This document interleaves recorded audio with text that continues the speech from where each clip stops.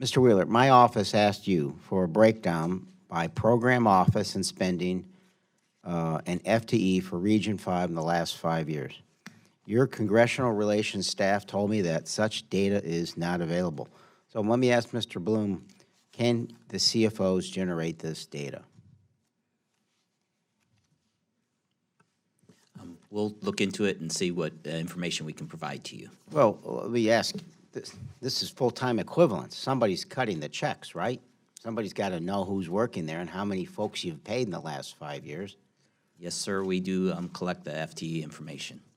You're looking for the FTE information for the last 5 years? For Region 5 and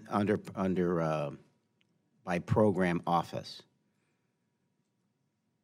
Yes, sir. I'll go back and we'll pull that information together and provide it to your staff. If you could provide it to the whole committee, we'd certainly appreciate that.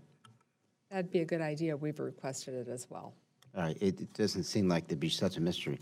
Mr. Wheeler, your predecessor, the EPA Inspector General report issued last May, nearly a year ago, found that Mr. Pruitt had spent more than $985,000 on travel in a 10-month period. The IG found a litany of possible ethical violations by Mr. Pruitt and his around-clock security, and that actions, quote, are needed to strengthen controls over EPA's travel and prevent fraud, waste, and abuse. They also identified $124,000 of taxpayer dollars that could be recovered from Mr. Pruitt for his inappropriate travel. Two questions. Have we, the $124,000, has it been recovered at this point in time? No, there are a number of errors in that report. That was even though it was broken down to the specific cents, the IG told me at the time that that was a rough estimate, but they ignored the fact that, actually they attributed half of the cost to the administrator and half the cost to the protective detail, ignoring the fact that the protective detail is required to fly with the administrator in whatever, wherever in the airplane he happens to be. So they ignored that part of the law, so that number should be cut in half. But they didn't specify what authority we would have to recoup that money, plus the fact that the administrator at the time was, there was a security risk that was put in place for his travel. All this predated me before I joined the agency, but there's a number of errors in that report, and looking into it, and our general counsel looked into it, found that there was no justification Just to given try the to time recoup frame, that let me understand. You're thinking the dollar figure may be half that, and that you're questioning whether you have the authority to go after any of that money. Then who does if in any agency someone spends money inappropriately? If it were to happen again and someone in your agency, does anyone have the authority to go after money inappropriately spent? Well, our CFO, Office of CFO, reviewed every questioned expense and recommended that no amount should be recovered from the former administrator.